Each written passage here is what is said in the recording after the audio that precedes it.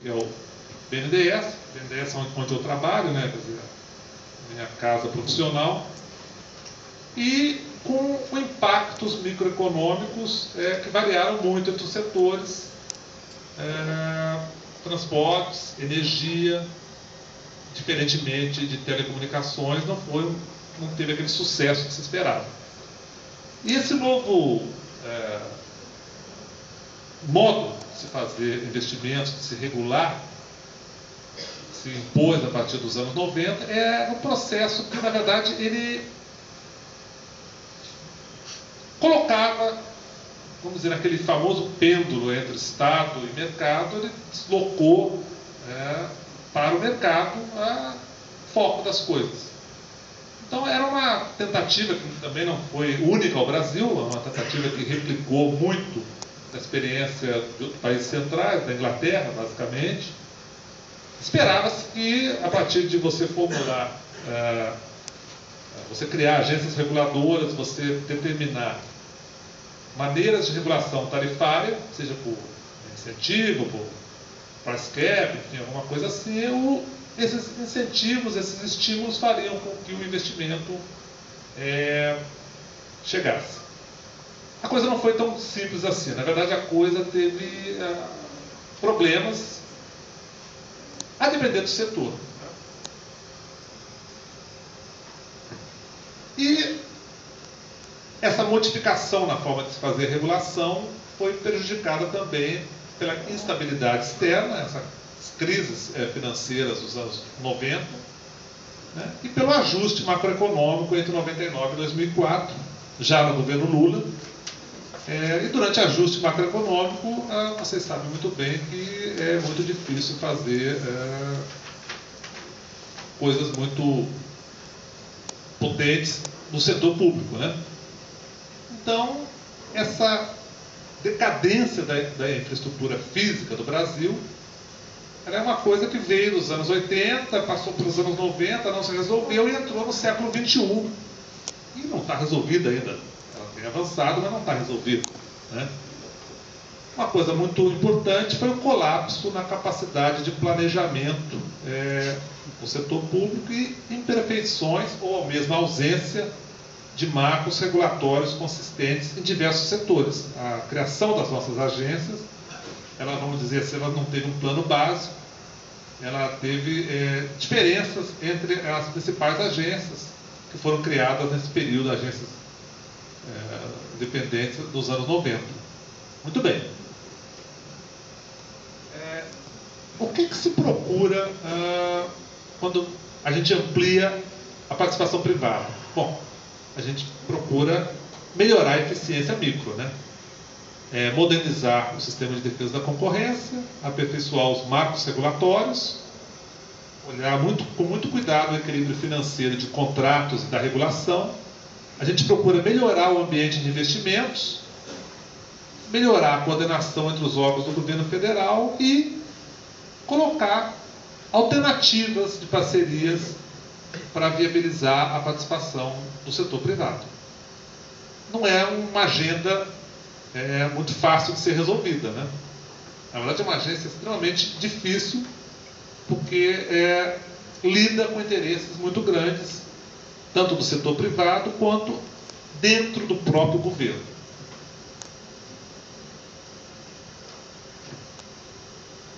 A experiência de introduzir novos instrumentos de regulação, ela colocada a partir dos anos 90, ela na verdade não foi substituída, mas é bom a gente lembrar que regulação não se restringe só àqueles instrumentos de tarifação, né? Muitas vezes a gente estuda e foca muito naqueles instrumentos de price cap, yardstick, etc. Mas a regulação não é só isso, não. A regulação, na verdade, é bem mais ampla.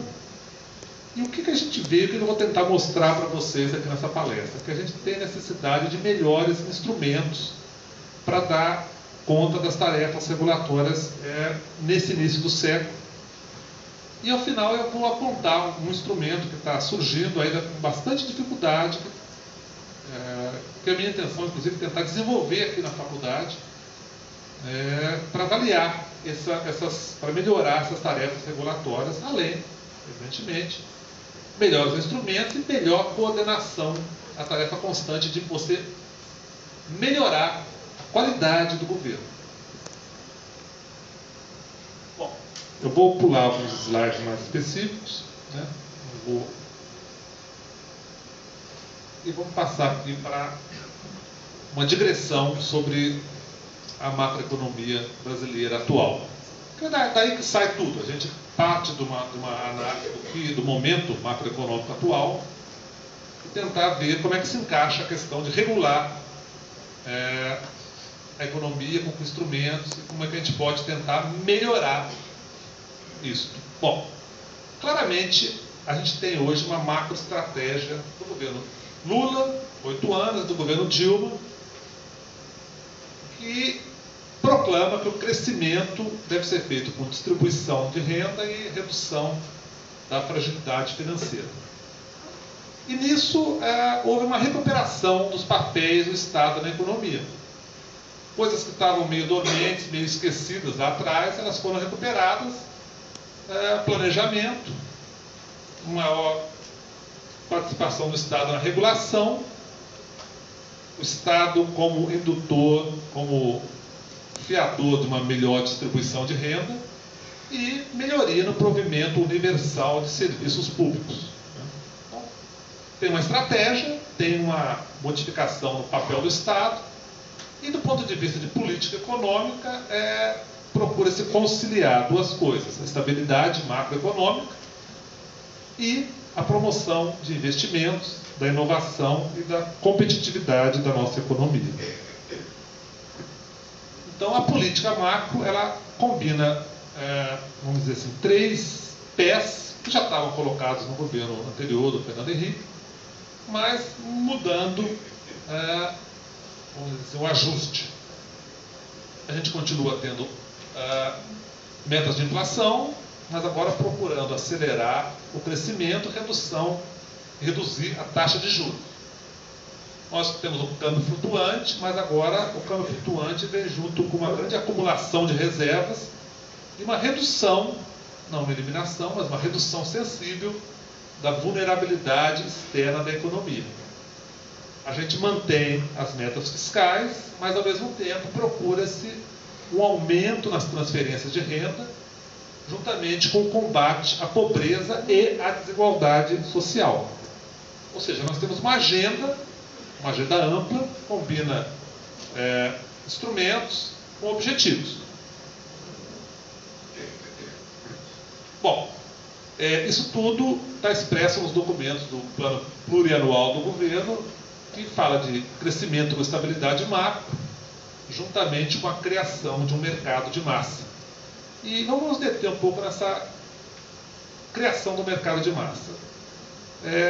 Combate à pobreza, redução das desigualdades e aquilo que vocês têm ouvido muito falar nos últimos tempos, a ampliação da nossa classe média.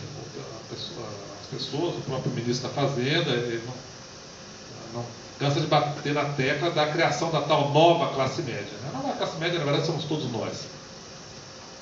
E ao lado do crescimento com estabilidade macro.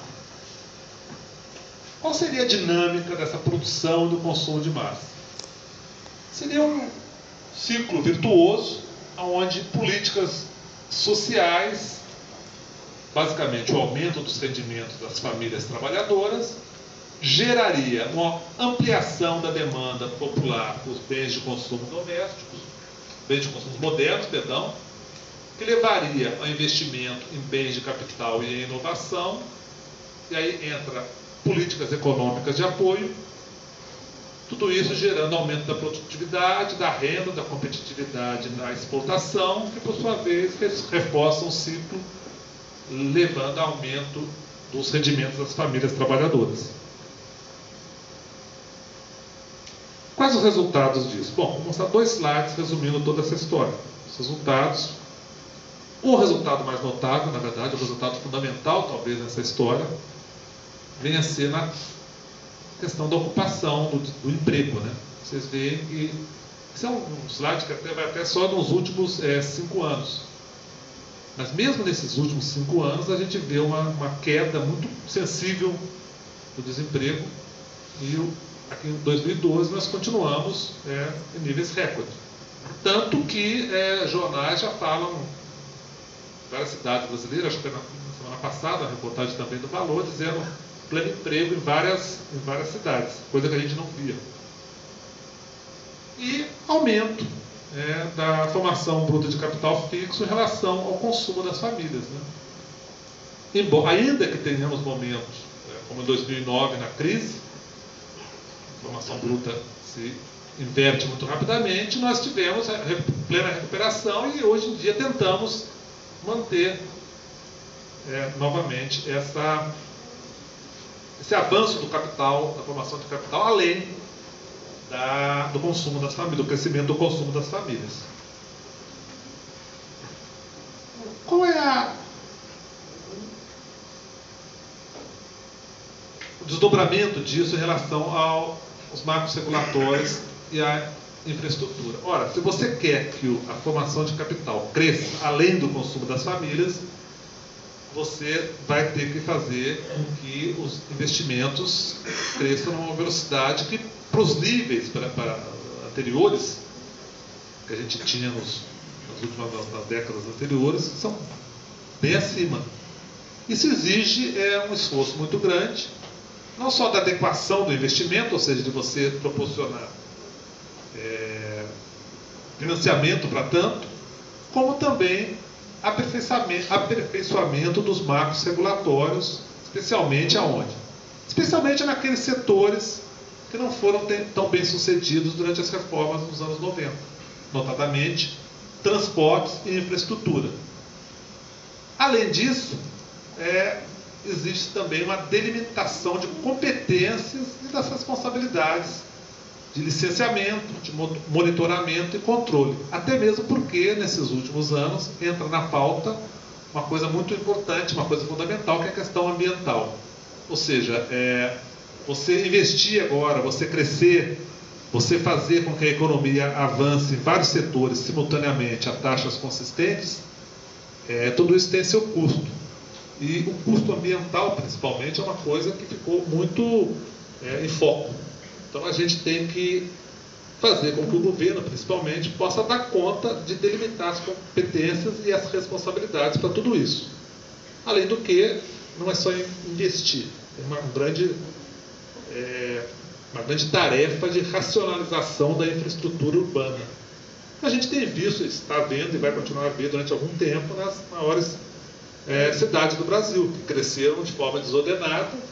E hoje é o grande momento daquele ajuste, né, de você melhorar essa infraestrutura, melhorando a qualidade de vida desses trabalhadores que têm mais renda, que estão participando mais, que estão empregados e que, portanto, vão demandar serviços melhores de infraestrutura, para que eles possam transitar nas suas próprias cidades, né? Muito bem. A gente tem aqui um resumo do BNDES, mostrando quais são as perspectivas do investimento 2012-2015. Isso é uma coisa absolutamente grandiosa, né? O professor José Cláudio falava. Então é um novo patamar, é um novo patamar. A gente tem um primeiro momento entre 2007 e 2010, investimentos de 1,3 trilhão, e 2012 a 2015 quase 2 trilhões, né, de investimentos, seja na indústria, seja na infraestrutura, seja na construção civil. Isso significa o quê? Significa que o Brasil está mudando de forma acelerada e que a mudança vai trazer necessidades tem que ser atendidas para que isso se mantenha, para que esse percurso continue sendo um percurso virtuoso, né? Nós temos vários programas, a exemplo do Programa de Aceleração do Crescimento. Nós temos programas, investimentos muito grandes em mobilidade urbana nas principais capitais. Nós temos investimentos setoriais muito relevantes. E um exemplo aqui é o investimento necessário dos aeroportos brasileiros. De repente o Brasil resolveu crescer e percebeu que tinha uma total inadequação em diversos setores. Um dos setores mais óbvios dessa questão da aérea, dos aeroportos.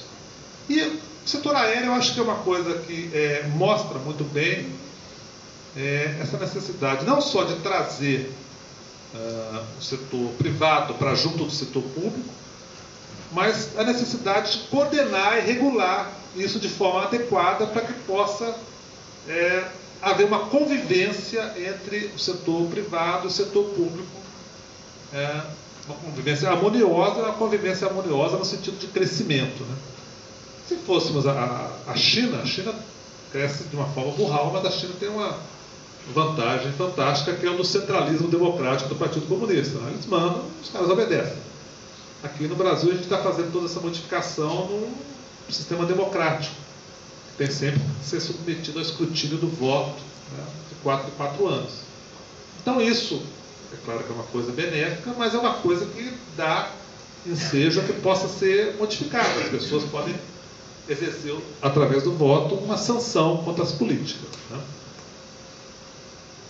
Bom, um outro gráfico mostrando a evolução das taxas de investimento e da poupança. E a gente nota que as taxas de investimento brasileiras, ainda que tenham se elevado de 2000 para cá, elas ainda precisam crescer mais. A gente vê claramente na imprensa, diversas vezes, a necessidade. Não, precisamos ter uma taxa de investimento de 25, de 30, enfim. A China tem uma taxa que eles proclamam de 50, né? Muito bem. Essa política de crescimento brasileiro nesse século, ela se consubstanciou em diversos planos do governo federal. O principal deles, sem dúvidas, o Plano de Aceleração do Crescimento, o PAC, em suas diversas encarnações. Ou seja, teve o PAC, teve o PAC 2, e agora tem uma porção de PACs complementares, que é orientado para superar principalmente gargalos de infraestrutura. Ao lado do PAC, nós temos planos na ciência, tecnologia e inovação, planos na educação, planos na área de saúde, e agora, mais recentemente, de um ano para cá, o Plano Brasil Maior, que tenta fazer uma política industrial mais consistente. Mas fundamental isso aí, a partir de 2007, foi o Plano de Aceleração do Crescimento, que permitiu grande parte dessa inflexão que a gente vê nas nossas vidas, na verdade, né? Vamos falar um pouquinho agora das interações entre a política regulatória e o crescimento. Bom, em qualquer país que se preze, na China inclusive, regular a atividade econômica é fundamental para proporcionar maiores taxas de crescimento. E regular bem é que é fundamental. Porque o capitalista, ele foge, ele tem um medo pânico da incerteza, né? Se você regula de forma errada, se você não dá os sinais corretos, se você faz com que a regulação possa ter avanços juntamente com recursos, o capitalista, o seu parceiro privado, ele vai ter um pouco de receio de colocar o seu dinheiro ali. E o governo vai fazer mau uso do nosso dinheiro, né? Então a qualidade da regulação é uma coisa que interfere diretamente sobre a propensão ao investimento. E a regulação da economia tem uma amplitude, um impacto bastante grande. Nessa apresentação aqui eu vou focar mais nos problemas de infraestrutura, embora eu vá falar também dos problemas mais gerais. Bom, o que se procura no quadro institucional de regulação do Brasil? Quando eu digo que se procura, é porque é um objetivo que muitas vezes se proclama, mas ainda não está atingido. É aquele objetivo, aquela meta que você coloca lá na frente, né? Mas que não se chegou até lá. Bom, em primeiro lugar, procura-se preservar a autonomia e a independência das agências, ainda que se reconheça os problemas políticos dessas agências. Tanto o problema político, no sentido de alguns setores do governo, Lula e Dilma, não veem com tão bons olhos essas agências, quanto nos problemas políticos da maneira como essas agências atuam. Às vezes pode-se dizer que elas são independentes demais, às vezes pode-se dizer que elas não são elas não respondem às orientações do próprio governo, né? Por outro lado, procura-se também manter uma separação entre a formulação política setorial e a sua implementação. Ou seja, quem faz a formulação não é quem verifica a implementação, no sentido de evitar que haja vamos dizer assim, um conluio. A pessoa que formula, ela implementa e aí ela pode fazer de uma forma mais ineficiente. Então, a regulação procura dar esse apoio à melhoria do ambiente dos negócios, mas uma coisa que vem gradativamente se tornando mais clara é o seguinte: a importância do que se chama de meta-regulação, ou seja, de melhorar a própria regulação, tornando a própria regulação mais eficiente, mais efetiva e mais transparente. De novo, a gente está numa sociedade democrática, onde nós temos o voto, dando a sanção de 4 em 4 anos, dando ok, prossiga, ou então não, vamos mudar de rumo. E essa questão da regulação ser eficiente, efetiva e também transparente é fundamental. O público, o eleitor, tem que ter uma percepção que o dinheiro é bem empregado, que existe um norte a ser atingido e que é feita a regulação de maneira transparente. Nós temos alguns projetos de lei, algumas tentativas de modificação institucional. Um deles é esse projeto de lei das agências, que eu acho que é um projeto de lei que ele consubstancia muito desses problemas que eu tenho falado aqui.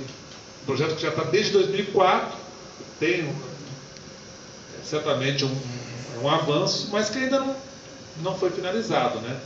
Ou seja, busca, através desse projeto, aperfeiçoar o marco institucional das agências, uniformizando os princípios da atividade regulatória, harmonizando os mecanismos de controle social, estimulando a coordenação entre as agências e também entre agências, sistemas de defesa do consumidor e da concorrência.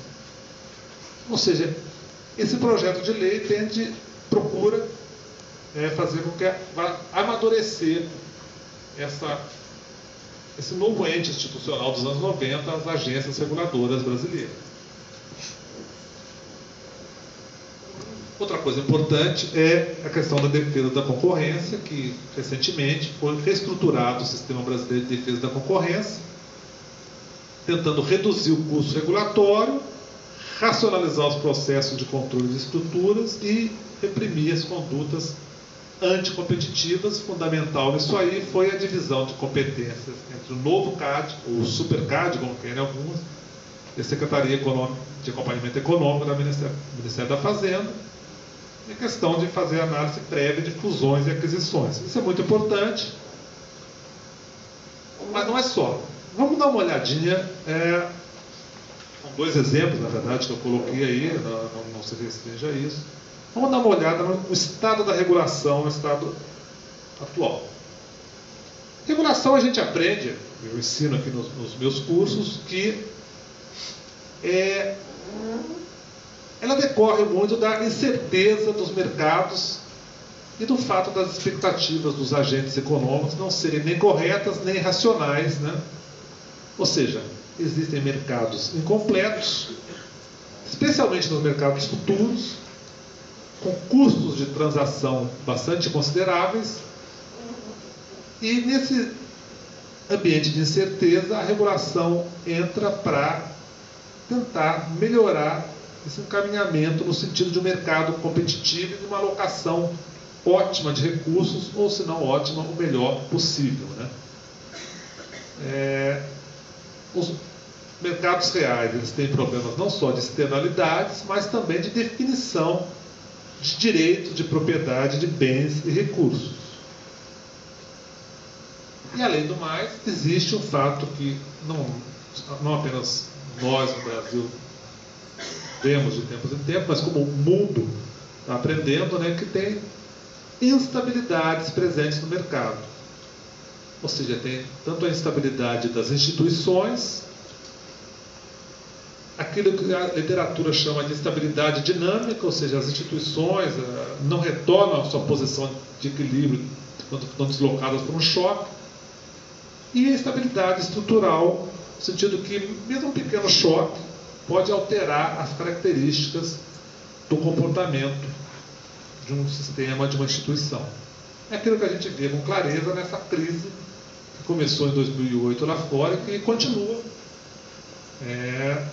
no mundo todo, afetando. Muito bem. Essa característica de estabilidade leva à necessidade de uma regulação ativa para quê? Para manter e aperfeiçoar a concorrência, para melhorar a alocação de recursos, reduzir a incerteza, fundamentalmente, mitigar os efeitos dessa incerteza, internalizar essas externalidades, e a regulação ativa também reconhece que ela é muito importante para aprimorar a coordenação. A coordenação entre quais agentes? A regulação ela pode aprimorar tanto a coordenação entre os agentes privados e públicos, quanto a regulação entre os próprios agentes públicos, né? E importa também, uma coisa que está na pauta, como eu mostrei anteriormente, desse governo, a questão da equidade na distribuição dos recursos, dos rendimentos e da riqueza. Então, tudo isso leva à questão de um aperfeiçoamento dos instrumentos e das práticas regulatórias. E isso vai se refletir na análise do arcabouço institucional no qual a regulação vai ser efetuada. Constitucionalmente, é assim que se define a atividade econômica. Temos os serviços públicos que são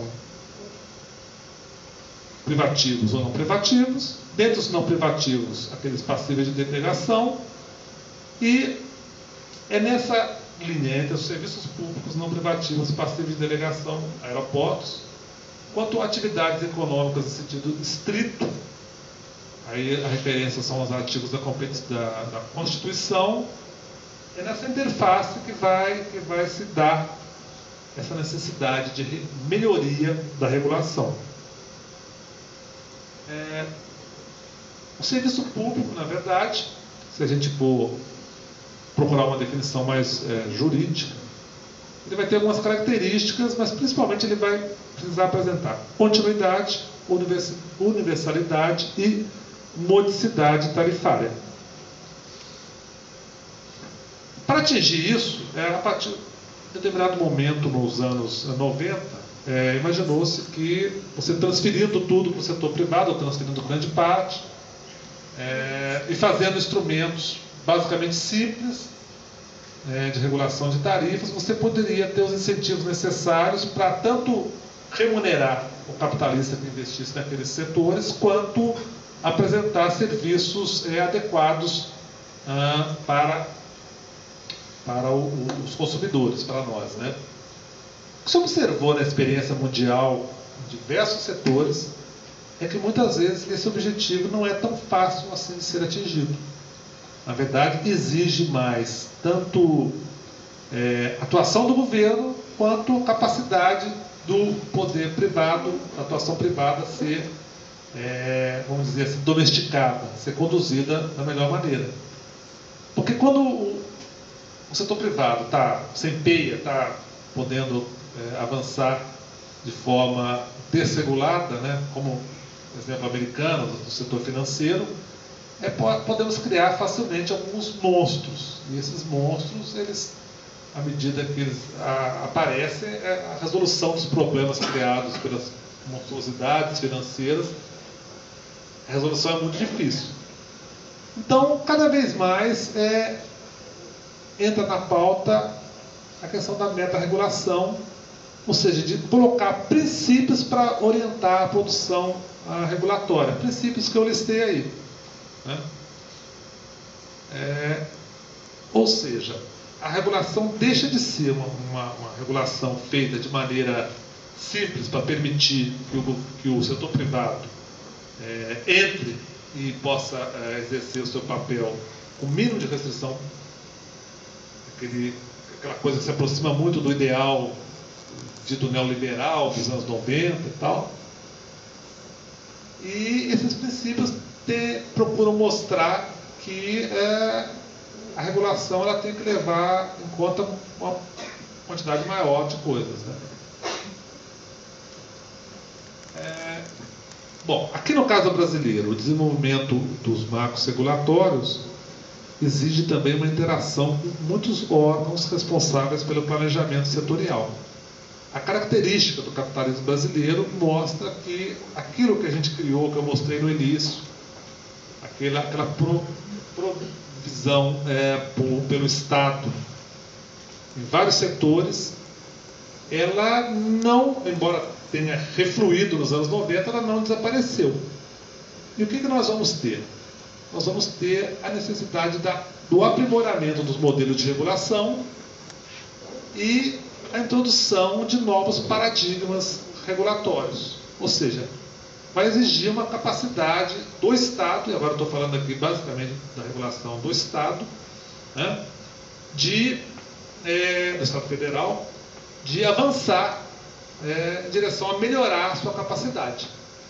Ou seja, é necessário que a gente vá além das formas de regulação habituais e incorpore um mix de evolução e de desenho pensado na construção do aparato regulatório. Essa diferença entre evolução e desenho é uma diferença que é usada na literatura de regulação para contrastar a experiência americana, muitas vezes, com a experiência europeia. A experiência americana é uma experiência de um aparato regulatório que evoluiu de uma determinada forma. Porque os Estados Unidos, pelas características deles, tiveram uma certa estabilidade maior das instituições.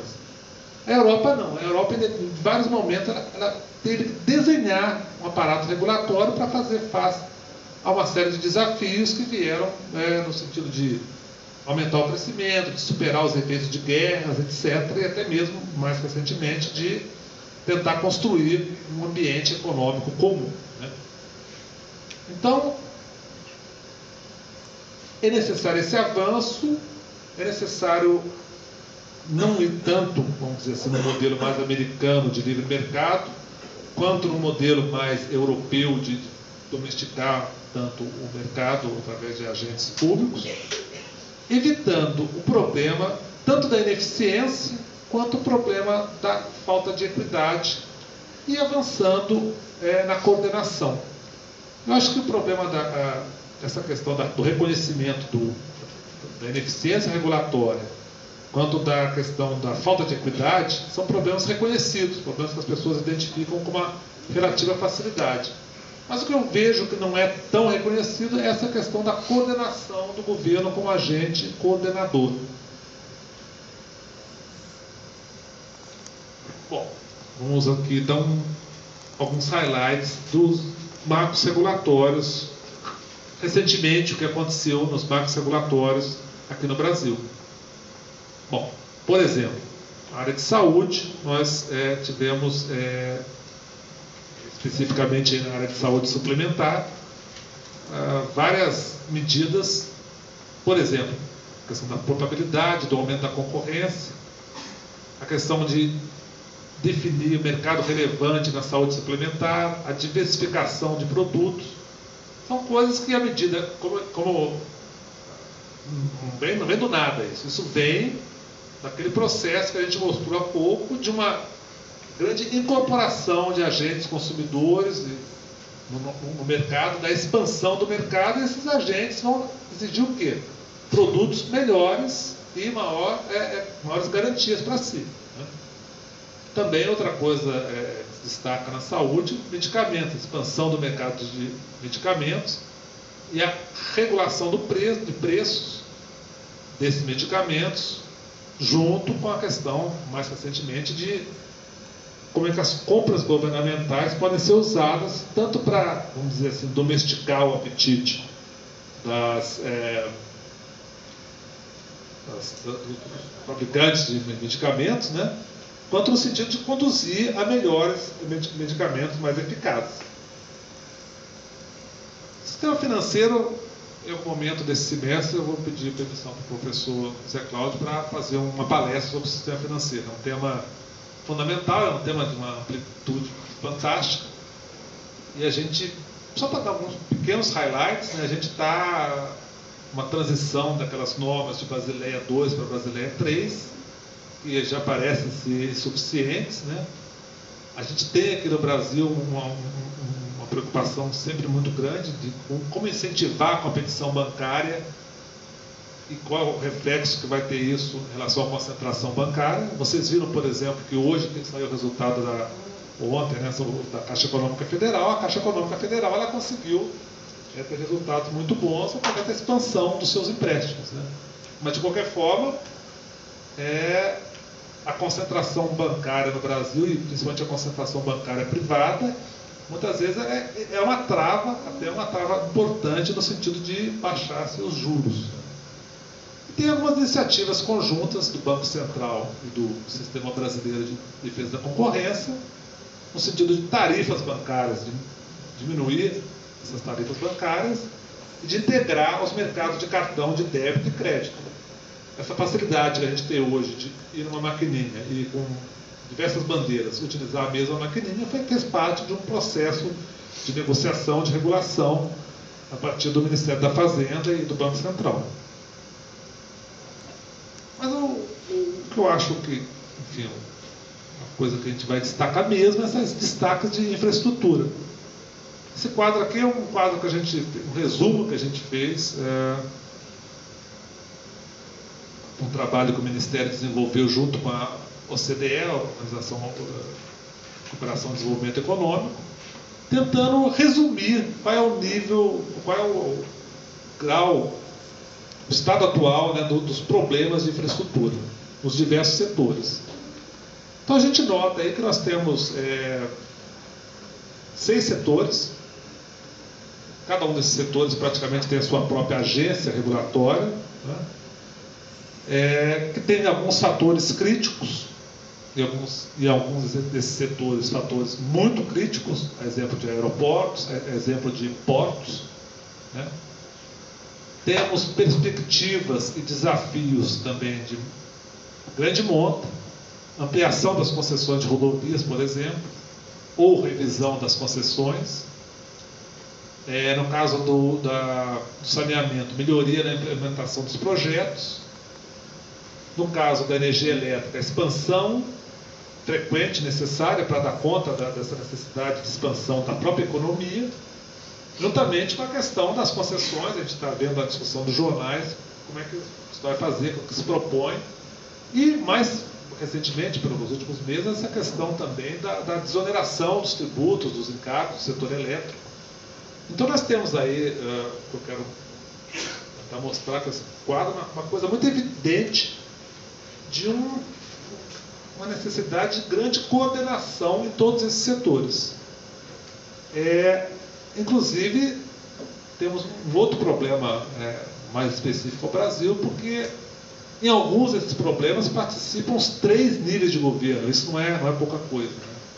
Ou seja, já é difícil você mexer com o governo federal e intra-governo federal, as suas agências e ministérios e departamentos. Muito mais difícil fica quando você tem que fazer a coordenação do governo federal com os estados, e mais difícil ainda você tem que fazer nos estados, União e municípios.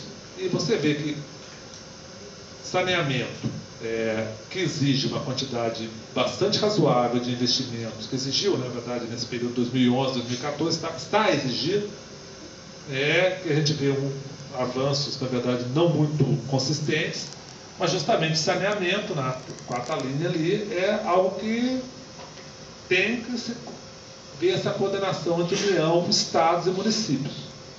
Sem falar do problema do financiamento do saneamento, basicamente público. Em alguns setores, público-privado, e as telecomunicações, financiamento basicamente privado, né? Alguns dizem, não, vamos transformar tudo em financiamento privado, vamos privatizar tudo isso.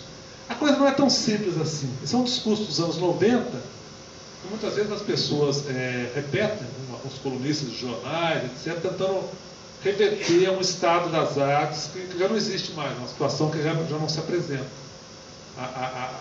Lembra muito aquela história do presidente Tancredo Neves, que uma vez um jornalista tentou emparedar ele. Presidente, não era presidente, era governador de Minas.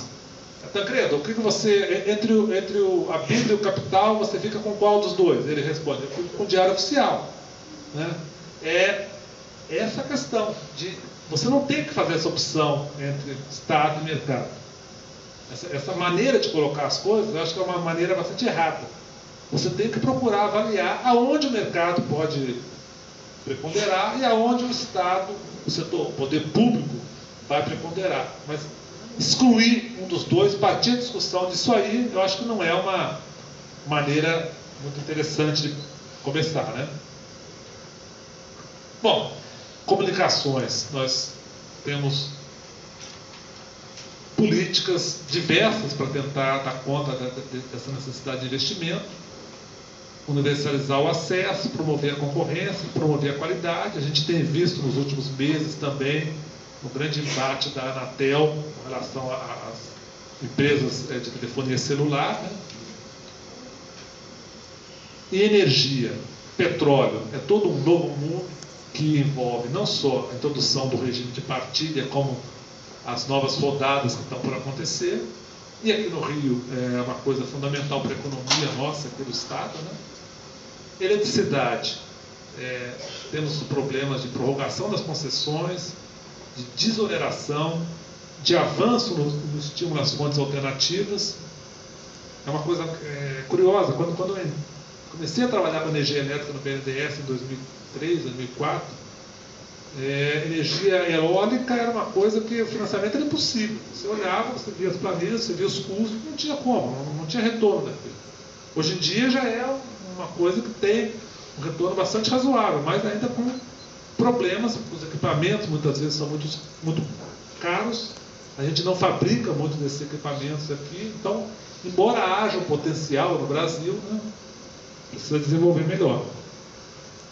Aeroportos, tem um problema bastante difícil de ser resolvido, porque o aeroporto talvez é uma coisa que tem que ser resolvido mais rápido, né? Ferrovias, uma coisa que o Brasil abandonou durante muito tempo, e abandonou, fez com que a integração da malha ficasse bastante difícil. Rodovias, na questão da qualidade, e infraestrutura portuária, a grande questão seria